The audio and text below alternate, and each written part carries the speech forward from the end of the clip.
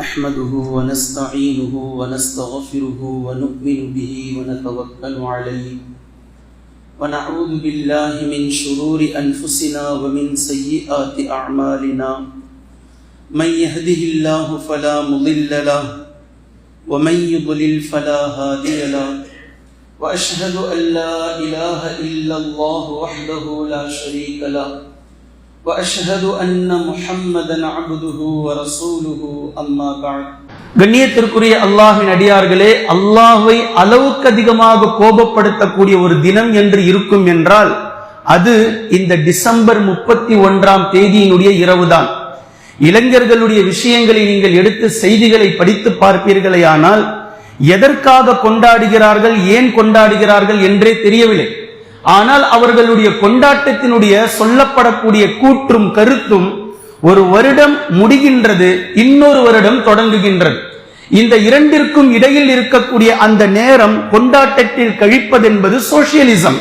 அது ஒரு யதார்த்தம், அது ஒரு உலக வரலாறாக இன்று மாறிவிட்டது. டிசம்பர் 31ஆம் தேதி இரவில் தொடங்கி அந்த கடைசி 10 மணியிலிருந்து அதனுடைய வீரியம் பெற்று புயல் வர மாதிரி இருக்கு. இன்னும் கொஞ்ச நேரம் தான், இன்னும் கொஞ்ச நேரம் தான், கடக்க போகுது. 12 மணி வந்ததுமே அப்படியே ஒரு கூப்பாடும் கத்தும், அதில் ஒரு குழப்பமும், கேட்க வெட்டி கொண்டாடி மூஞ்சில் அப்பி தூக்கி வீசி பாதிய ஒட்டுமொத்த சின்ன பின்னங்களும் அநியாயங்களும் அனாச்சாரங்களும் செய்து முடிச்சு காலையில ஃபஜ்ருக்கு முன்னாடி படுத்தார்கள் என்றால் இந்த இளைஞர்கள் அத்தோட அப்படி எந்திரிப்பாங்க. குஹரை தாண்டி நைட்டு முழுக்க முழுக்க அனாச்சாரத்திலும் கழிக்கக்கூடிய இரவுகளிலும் இருப்பதை நீங்கள் பார்க்கலாம். கொண்டாட்டத்தில் இருப்பது, கூத்தடிப்பது, வெடிவெடித்து கொண்டாடுவது. இஸ்லாமிய நாடுகளும் இதில் சலித்ததல்ல. பல கோடி காசுகளை கரியாக்குகின்றது. இரவு முழுவதும் நாசகரமான வேலைகளில் செய்வதை இந்த உலகத்தில் பலருக்கும் பங்கு இருக்கின்றது.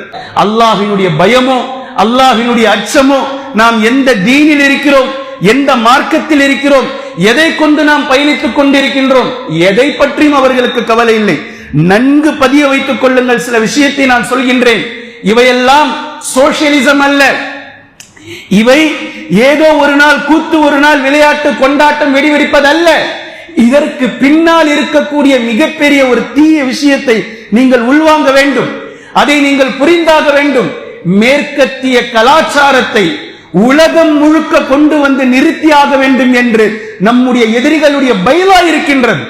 யூதர்களுக்கும் கிறிஸ்தவர்களுக்கும் இது ஒரு மிகப்பெரிய பைலா. அந்த பைலாவை கொண்டு வந்து எப்படியெல்லாம் புகுத்த முடியுமோ, எப்படியெல்லாம் உங்களிடத்தில் மேற்கத்திய கலாச்சாரத்தை கொண்டு வந்து சேர்க்க முடியுமோ அந்த வழிகளில் எல்லாம் அவர்கள் உழைத்துக் கொண்டிருக்கிறார்கள், வெற்றியும் காணுகிறார்கள். இன்று நாம் அதில் பலியாகி கொண்டிருக்கிறோம். இப்ப தலைமுடி வெட்டக்கூடிய தலைமுடியில் முதல் அவர்கள் உடுத்தக்கூடிய உடை வரைக்கும் ஒட்டு மொத்தமும் மேற்கத்திய கலாச்சாரம், எல்லாமே மேற்கத்திய கலாச்சாரம். மேற்கத்திய கலாச்சாரத்தின் பக்கம் ஒரு இஸ்லாமிய இளைஞனை இழுப்பதினுடைய நோக்கம், நீங்கள் சொல்லக்கூடிய ஒவ்வொரு ஹாப்பி நியூ இயரும் நல்லா ஞாபகம் வச்சுக்கோங்க. மேற்கத்திய கலாச்சாரத்தை எப்படி கொண்டு வருகிறார்கள். இது ஆங்கில புத்தாண்டு அல்ல. ஆங்கில புத்தாண்டு என்று நமக்கு சொல்லிக் கொடுக்கப்படுகின்றது, அப்படி நம்ப வைக்கப்படுகின்றது. ஆங்கில புத்தாண்டு அல்ல. தயவு செய்து தெளிந்து விடுங்கள். அதனால்தான் ஆரம்பத்தில் சொன்ன கிறிஸ்துவ ஆண்டு, கிறிஸ்துவ மாதம். இது ஆங்கில மாதமோ ஆங்கில புத்தாண்டோ அல்ல. நீங்கள் சொல்லக்கூடிய ஒவ்வொரு ஹாப்பி நியூ இயரும் கிறிஸ்துவ மதத்திற்கு சம்பளம் இல்லாமல் நீங்கள் ஊழியம் செய்து கொண்டிருக்கிறீர்கள். இயேசு கிறிஸ்து கடவுள் ஏற்றுக்கொள்ளுங்கள் என்று நீங்கள் சொன்னால் என்னவோ அதுதான் ஹாப்பி நியூ இயர் சொல்கின்றது. இதைத்தான் நீங்கள் ஒவ்வொரு வருடமும் கிறிஸ்துவ மதத்திற்கு ஊழியம் செய்கிறீர்கள். உங்கள் ஒட்டுமொத்த நபர்களையும் அந்த ஒரு நைட் ஃபுல்லா அவர்கள் பாஸ்டர்களாகவும் கன்னியாஸ்திரிகளாகவும் மாற்றிவிட்டார்கள். ஒரு இரவு ஃபுல்லா happy new year, happy new year, happy new year. எவர்கள் மேற்கத்திய கலாச்சாரத்தை பின்பற்றுவார்களோ ஒட்டுமொத்தத்தையும் உங்களையும் அவர்கள் செய்ய வைத்திருக்கிறார்கள். உங்களையும் மெழுகுவர்த்தி கொளுத்த வைத்து விட்டார்கள், உங்களையும் பிறந்த நாள் கொண்டாட வைத்து விட்டார்கள், உங்களையும் பிறந்த நாள் வாழ்த்து சொல்ல வைத்து விட்டார்கள், உங்களையும் அவர்களுடைய புத்தாண்டையும் அவர்களுடைய மதத்தையும் அவர்களுடைய கலாச்சாரத்தையும் பின்பற்ற வைத்து விட்டார்கள். இதில் அவர்கள் வெற்றி கண்டிருக்கிறார்கள் என்பதை நீங்கள் நன்கு புரிந்து கொள்ளுங்கள். கண்ணியத்திற்குரிய அல்லாஹ்வின் அடியார்களே, இந்த இடத்தில் நாம் உள்வாங்க வேண்டிய விஷயம் என்னவென்றால், நிலையில்லா முடிவுகள், 2025 மட்டும் முடியாது, 2024 முடிந்தது, 2023 முடிந்தது, 2022 முடிந்தது, 2021 முடிந்தது. உங்களுக்கு விவரம் திறந்து நீங்கள் தெரிந்து எந்த வருடத்தில் நீங்கள் பிறந்தீர்களோ அதற்கு முன்னாலும் அதற்கு பின்னாலும் ஒவ்வொரு ஆண்டுகளும் முடிந்து கொண்டுதான் இருந்தது. இனி 26 முடியும், 27 முடியும், 28 முடியும், எல்லாமே முடிந்து கொண்டுதான் இருக்கும். இப்படி நிலையில்லாத ஒரு முடிவுக்காகவும் நிலையில்லாத ஒரு தொடக்கத்திற்காகவும் கொண்டாடுவது சரி என்றால், கொண்டாடுவதுதான் உங்களுடைய லட்சியம் என்றால், நான் உங்களிடத்தில் நிலையான ஒரு முடிவை அறிமுகம் செய்கின்றேன். நிலையான முடிவு.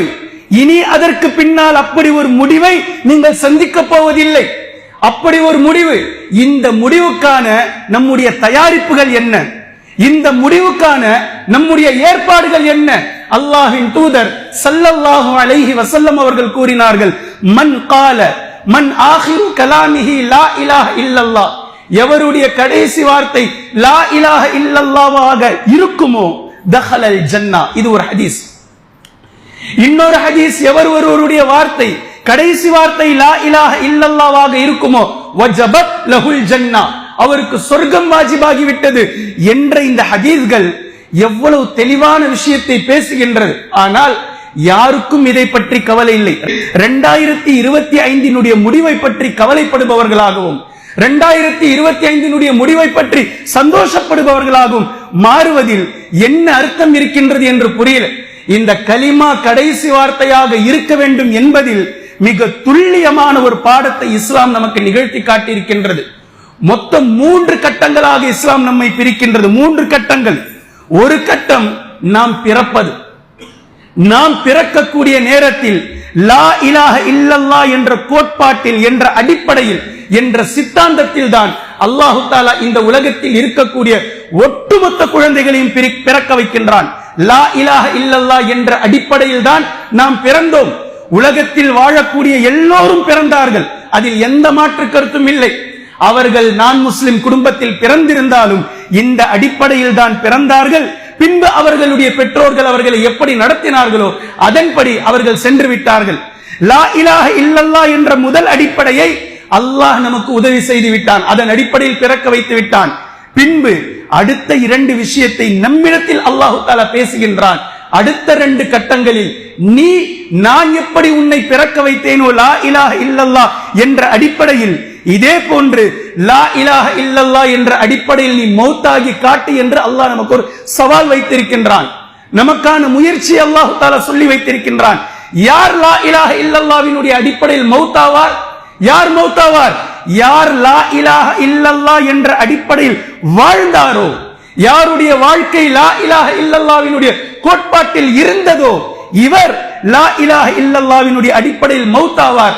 அவர் மௌத்தாகும் போது, இந்த கலிமா சொல்லும் போது, லா இலாஹ இல்லல்லாஹ்வினுடைய அடிப்படையில் அவர் வாழ்ந்து அந்த சிந்தனையில், ரப்புடைய சிந்தனையில் அவர் இருக்கக்கூடிய நேரத்தில் மலக்குல் மௌத் வந்து மரணம் அவரை ஆற தழுவும் போது அவருடைய நிம்மதி பெருமூச்சு எப்படி இருக்கும் தெரியுமா? யா அல்லாஹ், நீ என்னை லா இலாஹ இல்லல்லாஹ் என்ற கலிமாவில் பிறக்க வைத்தாய். லா இலாஹ இல்லல்லாஹ் என்ற கலிமாவில் நான் வாழ்வதற்கு எனக்கு உதவி செய்தாய். இதோ உன்னிடத்தில் வருவதற்கான நேரம் வந்துவிட்டது. லா இலாஹ இல்லல்லாஹ் என்ற அடிப்படையில் என் வாழ்வை நான் நிறைவு செய்கின்றேன். என்னை நீ பொருந்திக்கொள், என்னை நீ ஏற்றுக்கொள், என் பாவங்களை மன்னி என்ற அடிப்படையில் யாருடைய கடைசி தினம், கடைசி நேரம், கடைசி நொடி முடிகின்றதோ, இதைத்தான் நபி ஸல்லல்லாஹு அலைஹி வஸல்லம் அவர்கள் இப்படி சொல்லி காட்டுகின்றார்கள். லா இலாஹ இல்லல்லாஹ் என்ற கலிமாவின் வார்த்தை கடைசியாக யாருடையது முடியுமோ அவருக்கு சொர்க்கம் இருக்கின்றது, அவருக்கு சொர்க்கம் வாஜிபாகிவிட்டது என்ற இந்த வார்த்தை, இந்த விஷயம் இதைத்தான் குறிக்கின்றது என்பதை நினைத்துக் கொள்ளுங்கள். கண்ணியத்திற்குரிய அல்லாஹ்வின் அடியார்களே, கொண்டாட்டத்தில் ஈடுபடக்கூடிய மக்களுக்கு சில விஷயங்களை நான் வரலாற்று ரீதியாக நினைவுபடுத்துகின்றேன்.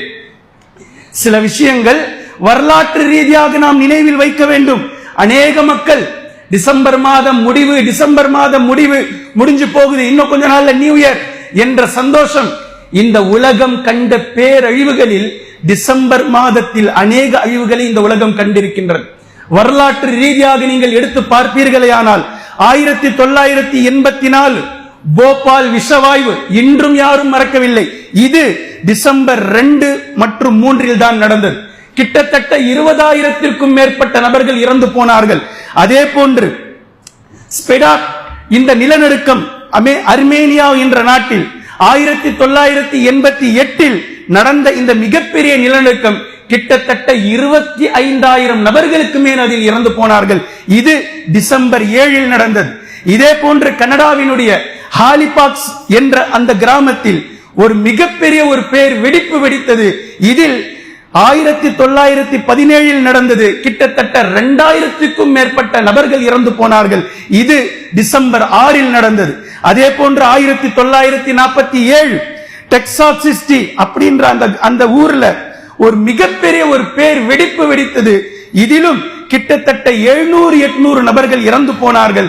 இது டிசம்பர் 16 நடந்தது.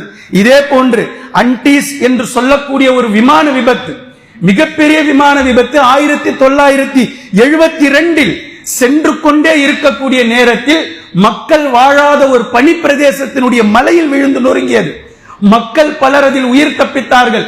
ஆனால் மலையை விட்டு எங்கே செல்வது, எப்படி செல்வது என்று தெரியாமல் கடும் குளிரால் சாப்பிடுவதற்கு உணவில்லாமல் கொண்டு சென்ற உணவுகள் தீர்ந்து போன போது மனிதர்களை கொன்ற அவலம் அந்த மலை உச்சியின் மீது பனியில் 1972 நடந்ததை வரலாறு பதிவு செய்திருக்கிறது. இது டிசம்பர் 13 நடந்தது.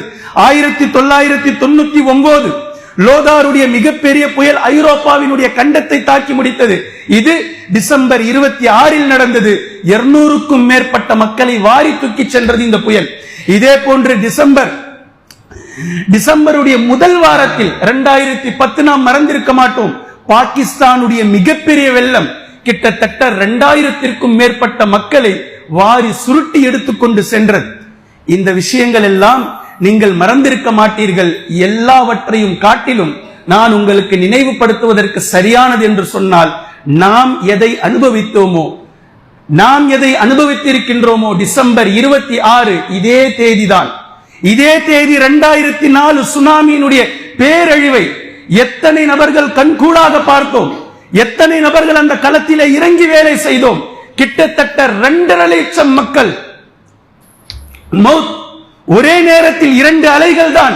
2.5 லட்சம் மக்கள் மௌத்தான அந்த துயர சம்பவத்தை கண் முன்னால் பார்த்ததற்கு பின்னாலும் கூட அழிவை பற்றியோ முடிவுகளை பற்றியோ எந்த பயமும் இல்லாமல் டிசம்பர் 31 என்ற முடிவு நமக்கு கொண்டாட்டமாக இருக்கிறது என்றால், நம்மை போன்ற ஒரு கேடு கெட்டவர்கள் உலகத்தில் வேறு யாரும் இருக்க முடியாது.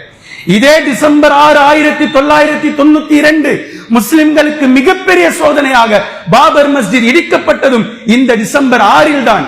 கண்ணியத்திற்குரிய அல்லாஹ்வின் அடியார்களே, இப்படிப்பட்ட அநியாயங்களும் அலிச்சாட்டியங்களும் செய்யக்கூடிய மக்களுக்காக சூரத்துல் அஅராஃபில் அல்லாஹ் தஆலா 4 வசனங்களில் பேசுறான். நேரடியாக பேசுகின்றான். டிசம்பர் 31 தேதி ஹாப்பி நியூ இயர் அனுப்புவதற்கு முன்னாலும், உங்களுடைய பைக் எடுத்துக்கொண்டு பைக் ரேஸுக்கோ பைக் ரைடுக்கோ செல்வதற்கு முன்னால், பலூன்களை பறக்க விடுவதற்கு முன்னால், மெசேஜ்களை ஃபார்வர்டு செய்வதற்கு முன்னால், ஸ்டேட்டஸ் வைப்பதற்கு முன்னால், இதுவெல்லாம் உங்களுக்கு கொண்டாட்டம் என்றால் அல்லாஹ் தஆலா பேசக்கூடிய இந்த 96வது வசனத்திலிருந்து நீங்கள் எடுத்து படித்து பாருங்கள். அல்லாஹ் தஆலா பேசுகின்றான். ஒரு கிராம மக்கள் வரம்பு மீறி அலிச்சாட்டியம் செய்தார்கள். இவர்களை பார்த்து அல்லாஹ் பேசுகின்றான்.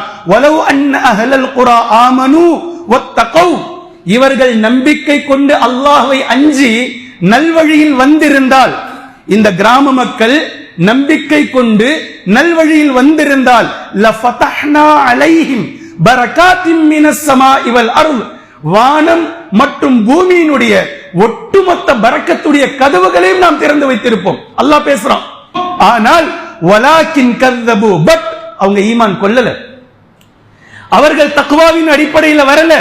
வலாக்கின் கذبوا, அவர்கள் நபிமார்களையும் நம்முடைய வேதங்களையும் அல்லாஹ்வையும் பொய்ப்பிப்பவர்களாக இருந்தார்கள். 31 தேதி அநியாயமும் அலிச்சாட்டியமும் செய்பவர்களாக இருந்தார்கள். முஸ்லிம்கள் தங்களுடைய மார்க்கம் எது, மற்ற கலாச்சாரம் எதுவென்றே தெரியாமல் கலப்பவர்களாக இருந்தார்கள். அதில் சென்று அது ஒரு பேரானந்தம் என்று சொல்லக்கூடியவர்களாக இருந்தார்கள்.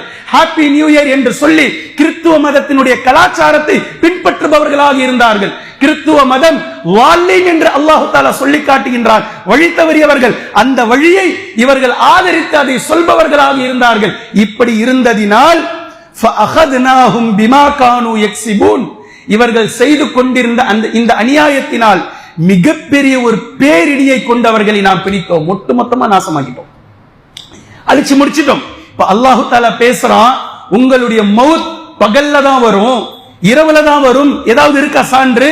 அல்லாஹ் கேக்குறான், அஃப அமின அஹ்லுல் குரா ஐ யஅதியஹும் பஸ்னா பயாத்தன் வஹும் நாயிமூன், இரவிலே அவர்கள் தூங்கிக் கொண்டிருக்கும் போது அவர்களை நம்முடைய மரணம் வந்து அடையாது என்று அவர்கள் எண்ணிக்கொண்டிருக்கிறார்களா? அவர்கள் அச்சமற்று இருக்கிறார்களா? நைட்ல தூங்குறாங்க, தூங்கினா காலையில எந்திரிச்சிருவேன், நான் மௌத்தாக மாட்டேன் அப்படின்னு சொல்லி அவர்கள் நினைத்துக் கொண்டிருக்கிறார்களா?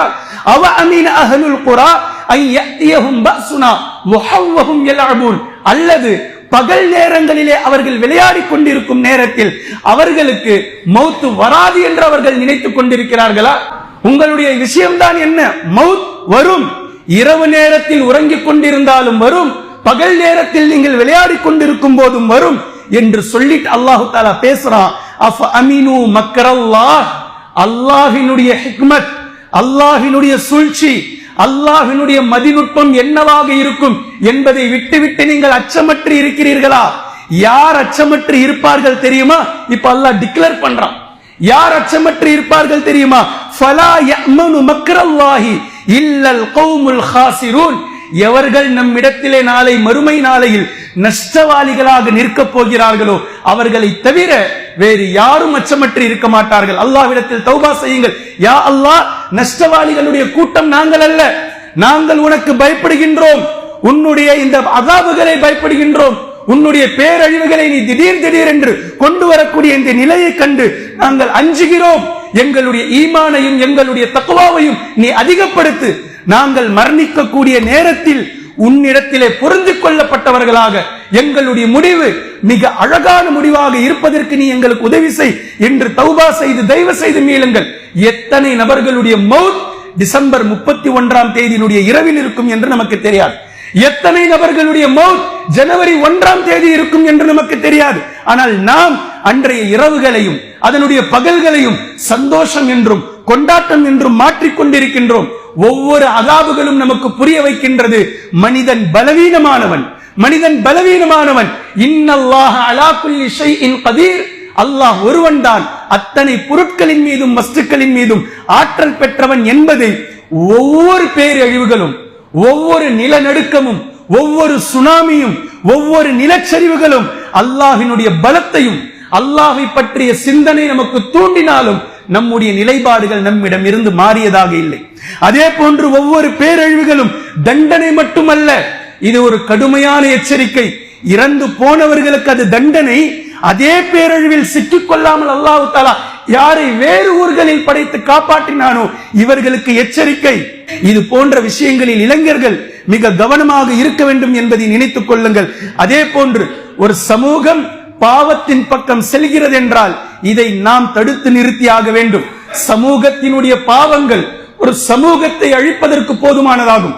சமூகமாக ஒட்டுமொத்தமாக உலகமே, ஊரே, ஒரு மாவட்டமே, மாநிலமே சேர்ந்து செய்யக்கூடிய பாவமும் வரக்கூடிய அதாபும் இப்படித்தான் அல்லாஹு தஆலா அனுப்புவான். ஒரு சமூகத்தையே அல்லாஹு தஆலா அழித்து விடுவான்.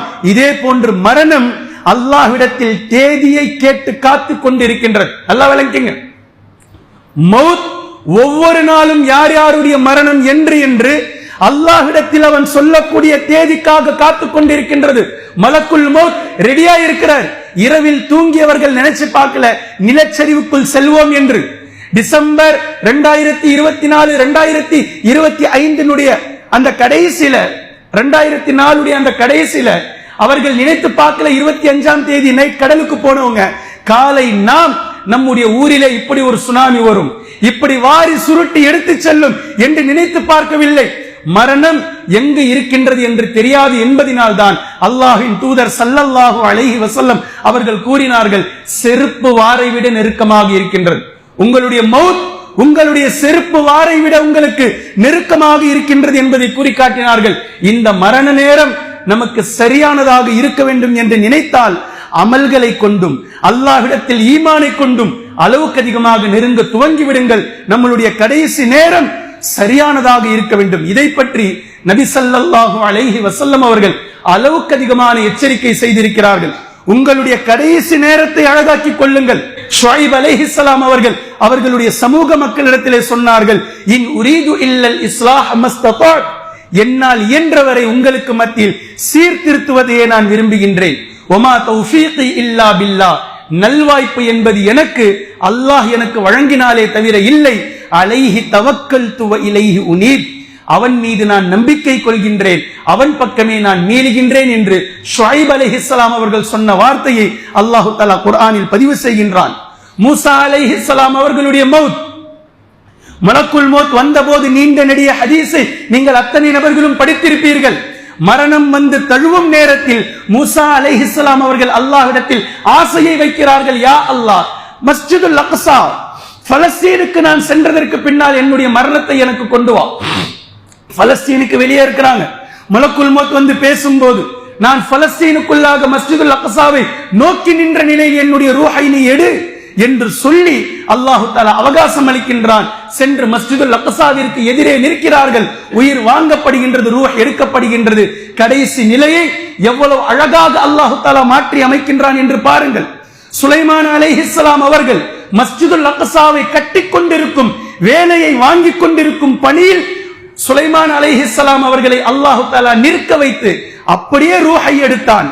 ஜின்களுக்கும் ஷயாத்தீன்களுக்கும் மற்ற மனிதர்களுக்கும் சுலைமான் அலைஹிஸ்ஸலாம் அவர்கள் இறந்து விட்டாரா அல்லது உயிரோடு நிற்கிறாரா என்று தெரியாமல் வேலை பாட்டுக்கு வேலை நடக்குது. இறந்ததற்கு பின்பும் சுலைமான் அலைஹிஸ்ஸலாம் அவர்களை வைத்து அல்லாஹ் தஆலா பலஸ்தீனுடைய பள்ளிவாசலுடைய வேலையை வாங்கினான். எவ்வளவு அழகான முடிவு என்பதை பாருங்கள். முடிந்ததற்கு பின்பும் அல்லாஹ் தஆலா சுலைமான் அலைஹிஸ்ஸலாம் அவர்களுடைய உடலை வைத்து ஜின்களிடத்தில் ஷயாத்தீன்களிடத்தில் வேலை வாங்கி இருக்கிறான் என்று ஹதீஸ் பேசி காட்டுகின்றது. கண்ணியத்திற்குரிய அல்லாஹ்வின் அடியார்களே, யூசுப் அலைஹிஸ்ஸலாம் அவர்கள் கேட்ட துஆ சூரா யூசுஃபிலே அல்லாஹ் தஆலா பதிவு செய்கின்றான், வத்தவஃபனி முஸ்லிமா, யா அல்லாஹ் என்னை முஸ்லிமாக நீ மௌத்தாக்குவாயாக, வ அல்ஹிக்னி பிஸ்ஸாலிஹீன், என்னை நல்லவர்களோடு நீ சேர்த்து வைப்பாயாக. நல்லவர்களுடைய துஆவை அல்லாஹ் தஆலா சூரா ஆல் இம்ரானில் பதிவு செய்கின்றான், வத்தவஃபனா மஅல் அப்ரார், யா அல்லாஹ் நல்லவர்களோடு எங்களை மௌத்தாக்குவாயாக, எங்களை நீ மரணிக்க செய்வாயாக. எங்களுடைய மௌத் 10ஓடு 11ஆக இருக்கக்கூடாது. எங்களுடைய மௌத் 101. எப்படி நபிமார்கள் மௌத்தானார்களோ, எப்படி சுஹதாக்கள் மௌத்தானார்களோ, உன்னிடத்தில் பொருந்திக் கொள்ளப்பட்ட உன்னால் நிஅமத் செய்யப்பட்ட நல்லடியார்களுடைய மௌத் எப்படி இருந்ததோ இது போன்று எங்களுடைய கடைசி காலம், கடைசி நேரம், அந்த கடைசி நொடி இருக்க வேண்டும். அல்லாஹ்வும் அதைத்தான் பேசுகின்றான் சூரா ஆல் இம்ரானில். அல்லாஹ்வை எப்படி அஞ்ச வேண்டுமோ முறைப்படி அப்படி அஞ்சிக் கொள்ளுங்கள். வலா தமூதுன்ன இல்லா வ அன்தும் முஸ்லிமூன், அல்லாஹுக்கு முழுக்க முழுக்க கட்டுப்பட்டவர்களாகவே தவிர உங்களுடைய மௌத் உங்களிடத்தில் வந்துவிட வேண்டாம். அப்படி மௌத் ஆயிடாதீங்கன்னு சொல்லி அல்லாஹ் தஆலா சொல்லி காமிக்கிறான். நபி ஸல்லல்லாஹு அலைஹி வஸல்லம் அவர்களுடைய துஆ, நபி அவர்கள் சொன்னது முத்தஃபகுன் அலைஹியாக புகாரி முஸ்லிம் 2 ஹதீஸ் கிரந்தங்களிலும் நீங்கள் பார்க்கலாம். வல்லதி நஃப்ஸி பியதி, என் உயிர் எவன் கைவசம் இருக்கிறதோ அவன் மீது சத்தியமாக, வதித்து நான் விரும்புகின்றேன், நான் ஆசைப்படுகின்றேன், வதித்து அன்னி உகாதிலு ஃபீ சபீலில்லாஹ், அல்லாஹ்வினுடைய பாதையில் ஷஹீதாக வேண்டும் என்று நான் ஆசைப்படுகிறேன். யாருடைய ஆசை? அல்லாஹ்வின் தூதர் ஸல்லல்லாஹு அலைஹி வஸல்லம் அவர்களுடைய ஆசை. நான் அல்லாஹ்வினுடைய பாதையில் ஷஹீதாக வேண்டும் என்று நான் ஆசைப்படுகின்றேன். மீண்டும் சொல்றாங்க, நான் அல்லாஹ்வுடைய பாதையிலே போரிட்டு ஃபஉக்தல், நான் கொல்லப்பட வேண்டும், ஷஹீதாக்கப்பட வேண்டும். சும்ம அஹ்யா, பின்பு அல்லாஹ் எனக்கு மீண்டும் உயிர் கொடுத்து எழுப்ப வேண்டும். சும்ம உக்தல், மீண்டும் நான் ஷஹீதாக்கப்பட வேண்டும். சும்ம அஹ்யா, மீண்டும் அல்லாஹ் எனக்கு உயிர் கொடுத்து எழுப்பப்பட வேண்டும். சும்ம உக்தல், மீண்டும் நான் ஷஹீதாக்கப்பட வேண்டும்.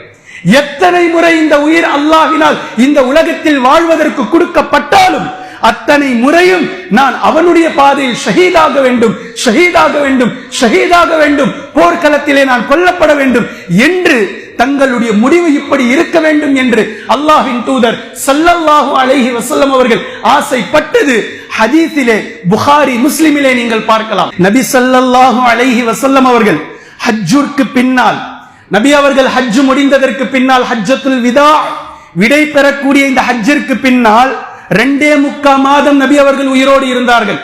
இந்த ஹஜ்ஜுக்கு பின்னால் சூரத்துன் நஸ்ர் இறங்கியவுடன் ஃபஸப்பிஹ் பிஹம்தி ரப்பிக வஸ்தக்ஃபிர்ஹு இன்னஹு கான தவ்வாபா என்ற வசனம் இந்த சூரா எப்போது இறங்கியதோ நபி ஸல்லல்லாஹு அலைஹி வஸல்லம் அவர்களுடைய ஏற்கனவே இருக்கக்கூடிய அந்த ஒட்டுமொத்த வாழ்க்கையும் உலகத்தில் யாரோடும் ஒப்பிட முடியாத அளவிற்கு இறையச்சத்தில் மிகுந்தது, இறையச்சத்தில் உயர்வானது. அவ்வளவு பெரிய, அவ்வளவு அழகான வாழ்க்கை நபி அவர்களுடைய வாழ்க்கை. ஆனால் நபி அவர்களுடைய அந்த கடைசி 2.25 மாதம் இந்த சூரா இறங்கியதும் சஹாபாக்கள் அறிவிக்கிறார்கள், நபி அவர்கள் எந்நேரமும் அல்லாஹ்வின் பக்கம் எழுபவர்களாக இருந்தார்கள். இந்த 2 மாசம் ஏன் விளங்கினார்கள்? நாம் இந்த உலகை விட்டு பிரிய போகின்றோம், நாம் இறக்க போகின்றோம். அப்ப அந்த கடைசி 2.5 மாசம் 2.25 மாசம் எப்படி இருந்திருக்கும் நபி அவர்களுடைய வாழ்க்கை என்று நினைத்து பாருங்கள். இந்த சூரத்துன் நஸ்ருடைய கடைசி வசனம் இறங்கியதற்கு பின்னால் நபி ஸல்லல்லாஹு அலைஹி வஸல்லம் அவர்கள் அளவுக்கு அதிகமாக செய்த தஸ்பீஹ் சுப்ஹானக்கல்லாஹும்ம ரப்பனா வ பிஹம்திக அல்லாஹும்ம இக்ஃபிர்லி, ருக்கூவிலும் சுஜூதிலும் இந்த தஸ்பீஹாத்துகளை நபி ஸல்லல்லாஹு அலைஹி வஸல்லம் அவர்கள் சொல்பவர்களாக இருந்தார்கள். அந்த கடைசி நேரம் திடீரென்று ஒரு நாள் நோய்வாய்ப்பட்டதற்கு பின்னால் நபி அவர்கள் சஹாபாக்களுக்கு மத்தியில் வந்தார்கள். எழுந்து வர முடியாமல் வந்தார்கள். பின்பு மக்களிடத்தில் உரையாற்றினார்கள். அதில் சொன்னார்கள், ரப் அல்லாஹ் ஒரு அடியானிடத்தில் உங்களுக்கு உலகம் வேண்டுமா மறுமை வேண்டுமா என்று கேட்டான். அந்த அடியார் மறுமையை தேர்வு செய்தார் என்று சொன்னதும் எல்லோரும் அதை கேட்டுக் கொண்டிருக்கிறார்கள். அபூபக்கர் சித்தீக் ரலியல்லாஹு அன்ஹு அவர்கள் மாத்திரம் தேம்பி தேம்பி அழ ஆரம்பித்தார்கள். ஏன்? இது நபி ஸல்லல்லாஹு அலைஹி வஸல்லம் அவர்களுடைய முடிவினுடைய நேரம். அதைத்தான் நபி ஸல்லல்லாஹு அலைஹி வஸல்லம் அவர்கள் இப்படி சொல்கிறார்கள் என்பதை மிக தெளிவாக அபூபக்கர் சித்தீக் ரலியல்லாஹு அன்ஹு அவர்கள் புரிந்து வைத்திருந்தார்கள். நபி ஸல்லல்லாஹு அலைஹி வஸல்லம் அவர்களுடைய கடைசி நேரம், கடைசி நாள், கடைசி நிமிஷம் மிக திருப்தியாக அந்த நேரத்திலும் அல்லாஹ்வினுடைய ஒரு விதியை நினைவுபடுத்தினார்கள். இன்னலில் மௌத்தி சக்ராத், ஒவ்வொரு மௌத்துக்கும் சக்ராத் இருக்கின்றது. எல்லோருக்கும் இருக்கின்றது, நபி அவர்களுக்கும் இருந்தது. நபி அவர்களுக்கும் சக்ராத் இருந்தது என்றால் உலகத்தில் சக்ராத் இல்லாமல் யாருக்கும் இல்லை என்பது ஒரு பொதுவான விதி.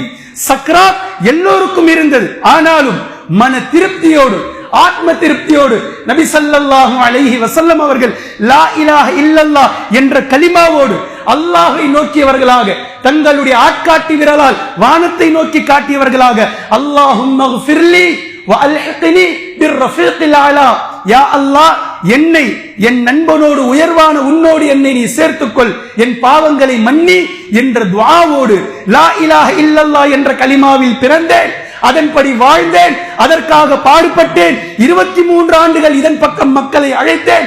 இந்த பூமியை இன்று 2 மார்க்கங்கள் இல்லாத லா இலாஹ இல்லல்லாஹ் என்ற ஒரே மார்க்கத்தின் மூலம் ஆளக்கூடிய பூமியாக ஹிலாஃபத்தை நிறுவி லா இலாஹ இல்லல்லாஹ் என்ற கலிமாவின் மூலம் உன்னிடத்தில் வந்து சேர்கின்றேன் என்ற திருப்தியோடு நபி ஸல்லல்லாஹு அலைஹி வஸல்லம் அவர்கள் சென்று சேர்ந்த இந்த வரலாறு நமக்கு பாடமாக இருக்கின்றது.